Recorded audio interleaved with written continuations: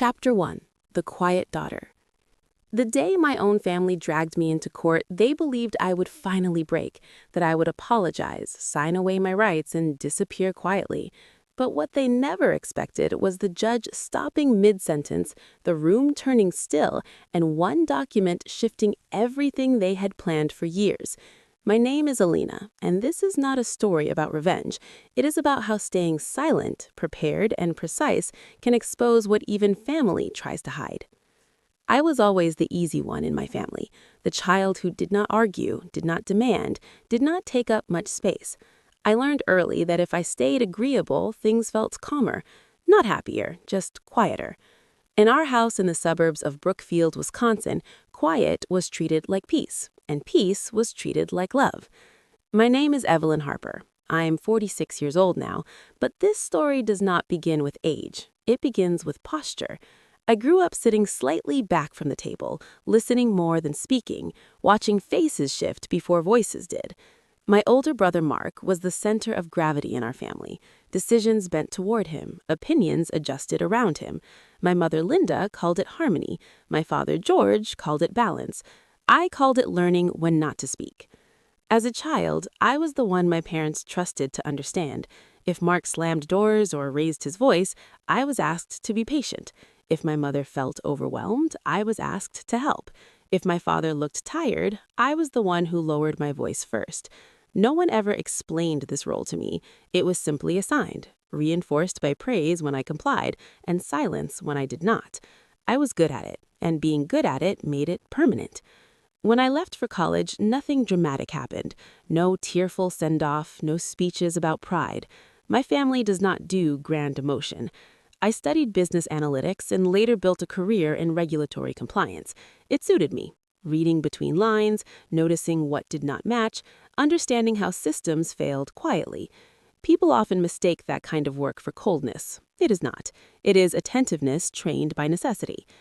In 2009, my father set up a family trust. He did not talk about money much, but that year he seemed restless. The recession had shaken him, not financially, but emotionally. He told me once over coffee that families fell apart faster than businesses.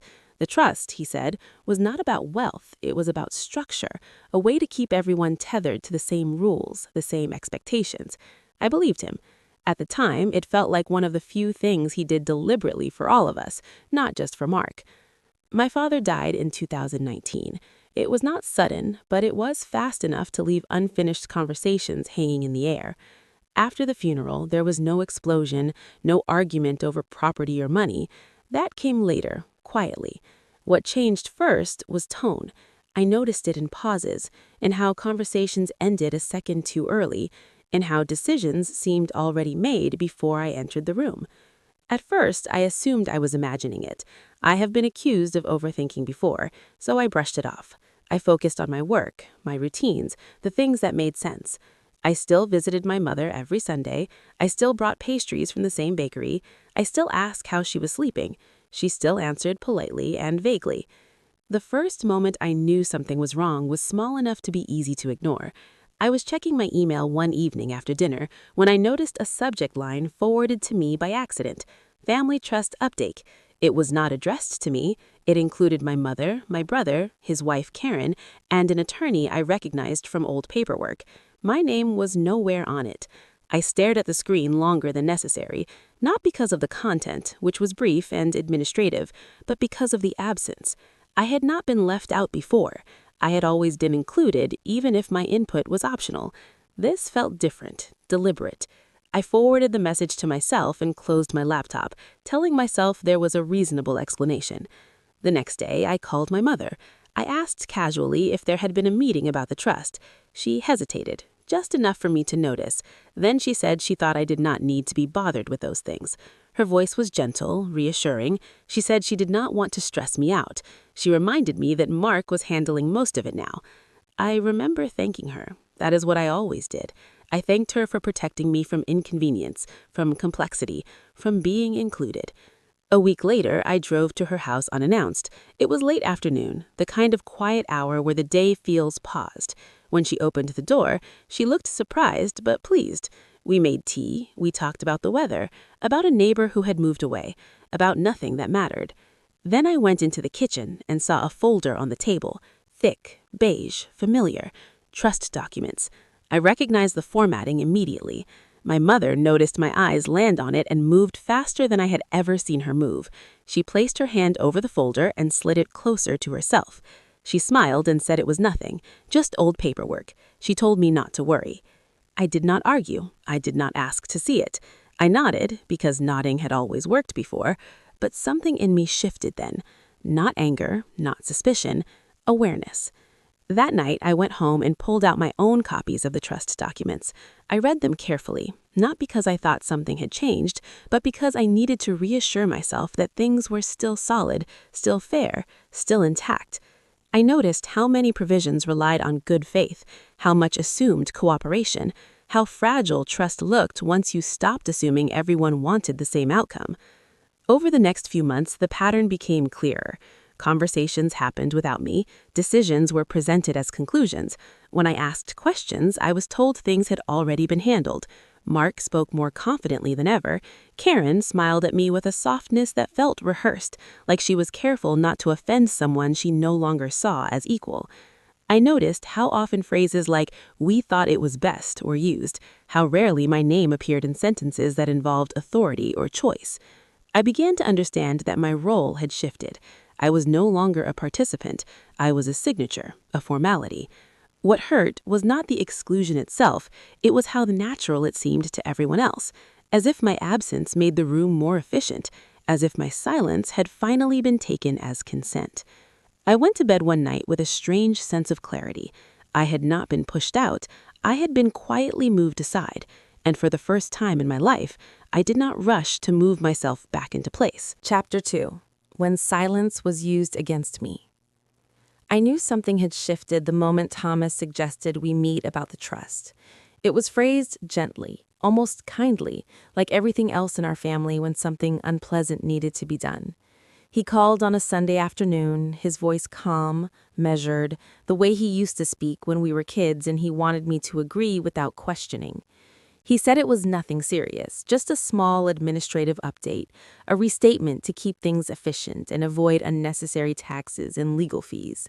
He said my name the way people do when they want to sound reassuring. "Marianne, this is just housekeeping." I listened. I always listened. Silence had been my default setting for most of my life. While he talked, I stood in my kitchen staring at the sink full of clean dishes I had not put away yet, the late afternoon light slanting across the counter. I said that sounded fine. I said, "Let me know what you need." I did not say, "Why now?" I did not say why I had not been included in the earlier conversations. I did not say how strange it felt to hear about changes to something Dad had built carefully with all of us in mind. 2 days later, Denise called. She never called directly unless she wanted something. Her voice was warm, almost soothing, like a hand placed lightly on your shoulder. She said she just wanted to check in, sister to sister, no agenda.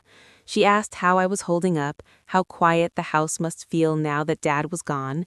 I answered politely.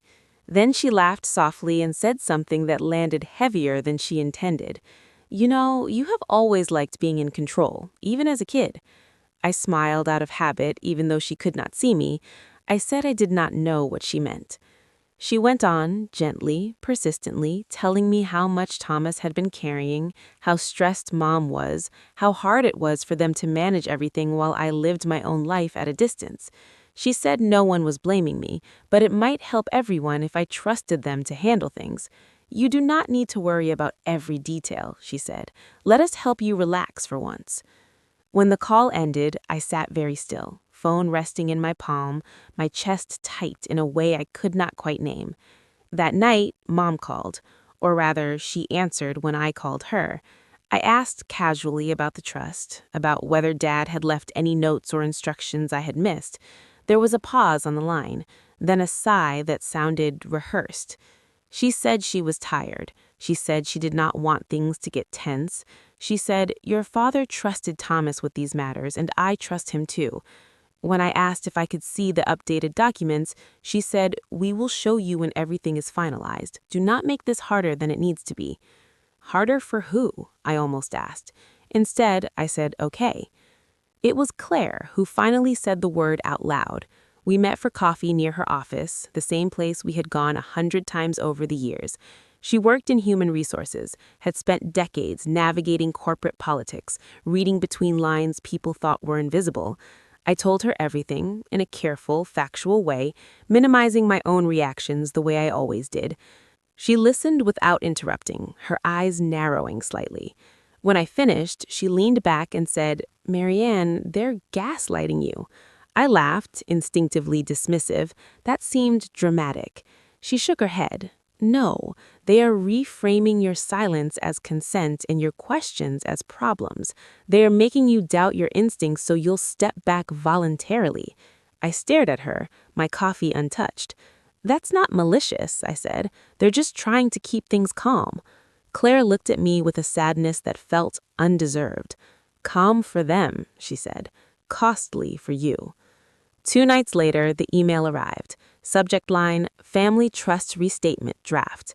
It was sent to me directly, almost as an afterthought, with a scanned attachment and a short note from Thomas saying, "We just need your signature to move forward." I opened the document slowly. At first glance, it looked familiar. The same structure, the same language Dad and I have gone over years earlier at the kitchen table. But then I saw it. A small clause, easy to miss, shifting discretionary authority in a way that excluded me entirely. Not removed outright, just neutralized. My hands went cold. I scrolled back up, then down again, reading it twice, 3 times. This was not a mistake. This was intentional. I checked the timestamp on the file. It had been revised weeks earlier, long before anyone mentioned it to me. Thomas called the next morning. He did not ask if I had questions. He said the lawyer advised we sign quickly, within 48 hours, to avoid complications. He said he hoped I understood. When I asked why the authority structure had changed, he paused. Then he said, "I was reading too much into it. It doesn't change anything in practice. This is just legal language. You always do this, Marianne. You overthink and make yourself upset." I felt something settle inside me then. Not anger, clarity. I told him I would review it. He sounded relieved. When the call ended, I did not call him back. I did not call Mom. I did not call Denise.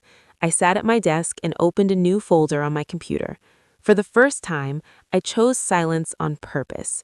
I printed the original trust. I printed the new restatement. I highlighted differences, small but meaningful. I noted dates, names, omissions. I forwarded everything to my personal email. I wrote nothing in response. When Denise texted to ask if I was okay, I replied that I was busy with work. When Mom left a voicemail saying she hoped I wasn't upset, I did not return it. The pressure continued, subtle but persistent. Gentle reminders, soft concern, phrases like, "We just want what's best for everyone," and "You know how sensitive your brother gets." No one raised their voice, no one accused me outright, and yet I could feel the walls narrowing. Late one evening, I stood in my living room, holding the unsigned document in my hands. Outside, the street was quiet, the kind of calm that makes you feel alone, even when you're not. I thought about all the years I'd stayed quiet to keep peace, all the times I'd swallowed discomfort to avoid conflict. This time, my silence was different. It wasn't surrender. It was watchfulness. I placed the document back in its envelope, untouched. I turned off my phone, and for the first time since Dad died, I slept without apologizing to anyone in my dreams. Chapter 3. The Lawsuit That Shattered Everything. The envelope arrived on a Tuesday morning, slipped between grocery coupons and a charity flyer. So ordinary, it almost disappeared into the routine of my life. I knew it was bad news before I opened it.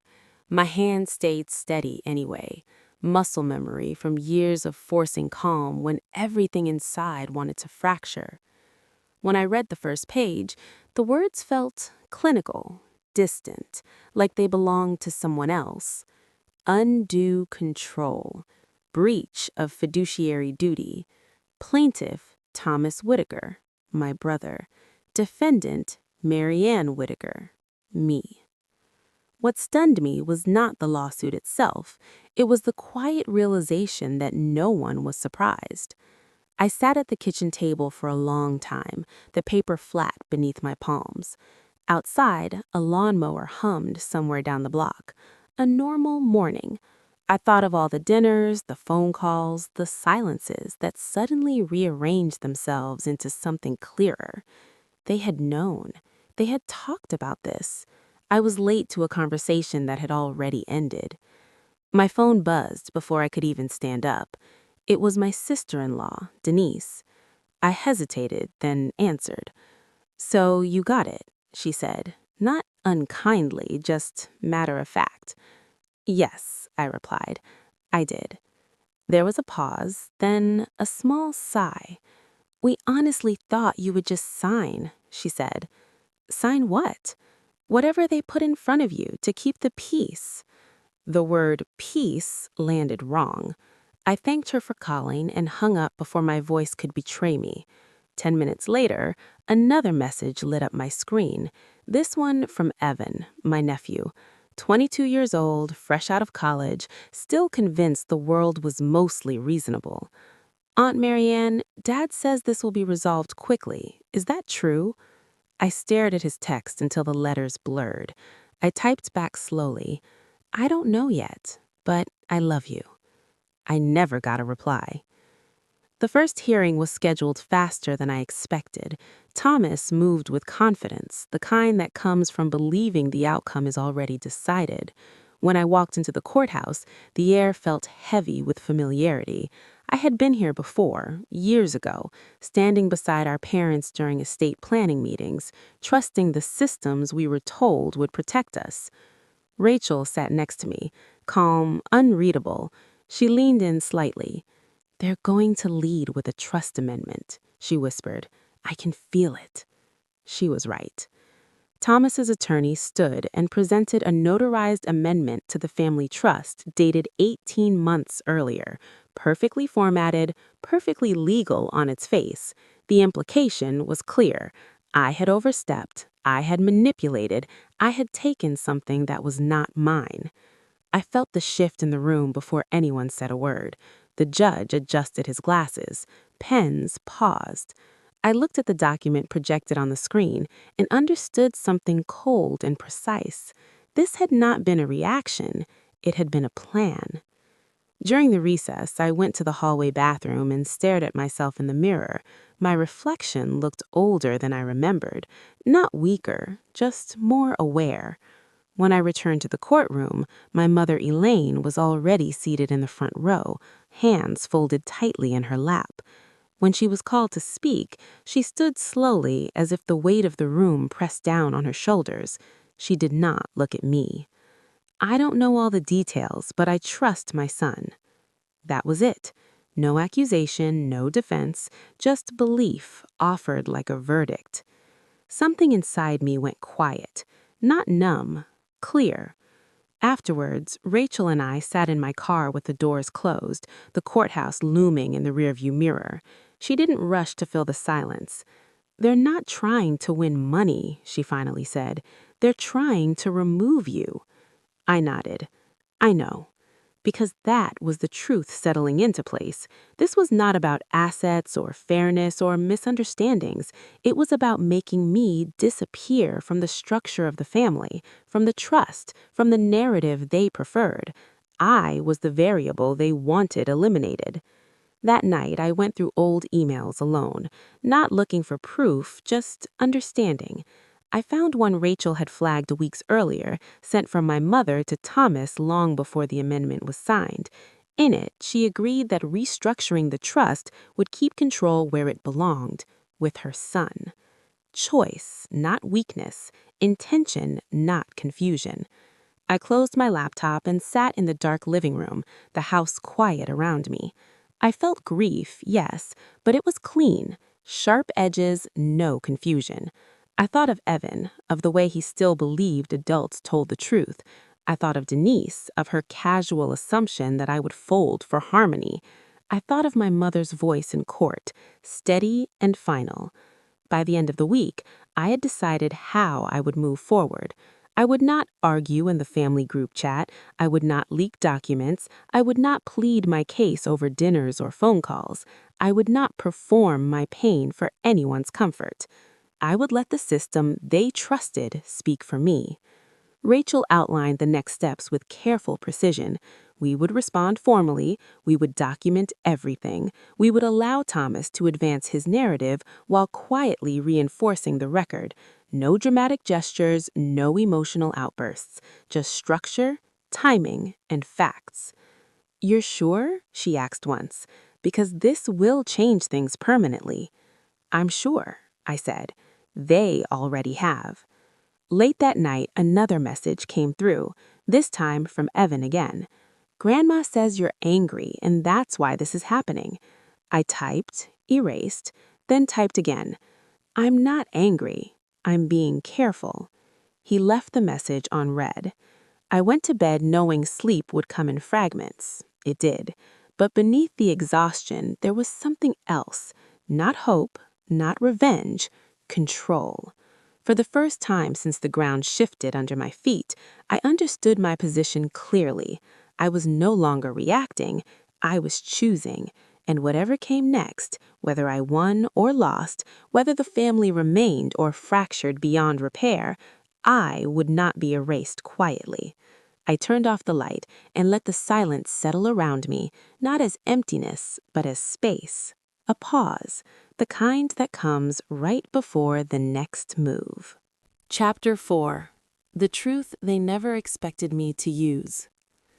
It did not feel dramatic in the way movies teach you to expect. It felt methodical, and for the first time since October, that felt like enough. Rachel and I stopped talking about outcomes after that. We talked only about sequence, dates, files, gaps. We met twice a week in her office in downtown Evanston, always in the evenings when the building was mostly empty. The lights hummed softly overhead. Outside, traffic moved without noticing us at all. We rebuilt the timeline from the ground up. The trust from 2009 came first. The original document was clean, balanced, written in my father's careful language. Shared authority, clear oversight, no shortcuts. I remembered sitting at the kitchen table with him while he explained why every clause mattered. He had wanted structure because he believed structure protected relationships. Then we layered in Thomas's financial history, not speculation, records, property filings, refinancing documents, LLC registrations tied to his real estate work. From 2014 through 2017, the pattern was obvious. Loans taken close together, cash pressure, quiet restructures that never made it into family conversation. Rachel spread the documents across the table one night and said nothing for a long time. "This is when the idea would have formed," she finally said, tapping the calendar. "Not when your father died. Earlier." We moved next to the emails, hundreds of them, some forwarded, some renamed, some stripped of attachments and resent months later as if they were new.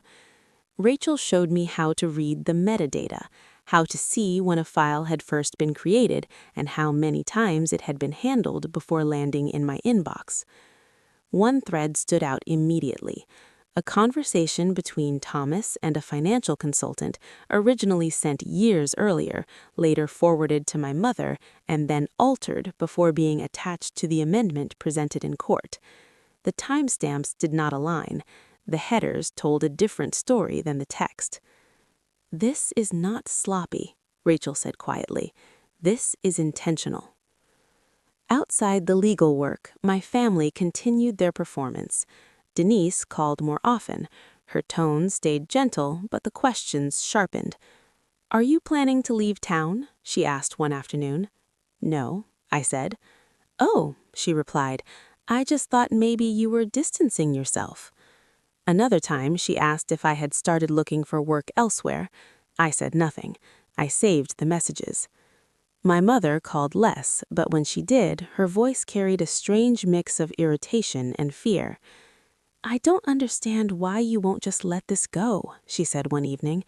"I'm not holding anything," I replied. "You're tearing the family apart," she insisted. "I didn't file the lawsuit," I said. She went quiet after that. The email that finally settled everything came from Rachel late one night. She had been digging through archived correspondence tied to the trust administration. Buried deep was a message from my mother to Thomas, sent before the amendment was ever drafted. In it, she was not confused. She was decisive. She wrote that keeping control with her son would prevent conflict. She wrote that I was too sensitive, and giving me equal authority would only complicate things. She wrote that peace mattered more than fairness. I sat on my couch staring at the screen until my eyes burned. There was no rage in me, just a clean understanding. Betrayal hurts differently when it is a choice. When I called her the next morning, my voice was steady. "Did you agree to the amendment before it was written?" She sighed, long and tired. "I was trying to protect everyone," she said. "By cutting me out," I replied. "You always make it about you," she said softly. "I just wanted stability." There was nothing left to say. The final hearing took place in late November of 2024. The courthouse felt colder than before.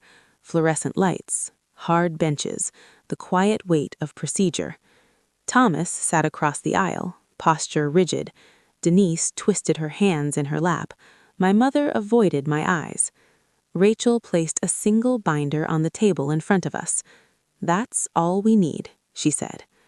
When it was our turn, she did not argue, she did not dramatize. She walked to the bench and handed the binder to the judge.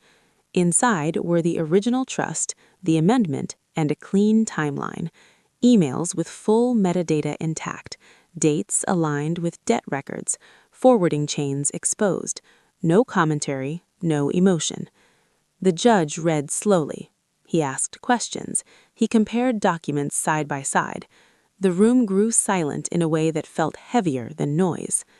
Thomas leaned towards his attorney, whispering urgently, his confidence drained by the minute. Denise's breathing quickened. My mother stared straight ahead, jaw clenched. At one point, the judge looked directly at Thomas. "Can you explain this discrepancy in timestamps?" he asked. Thomas opened his mouth, then closed it.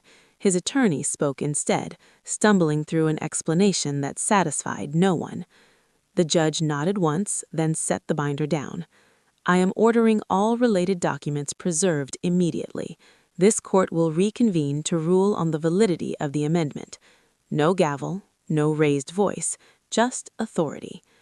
As the room began to shift, Thomas finally looked at me, not with anger, with fear.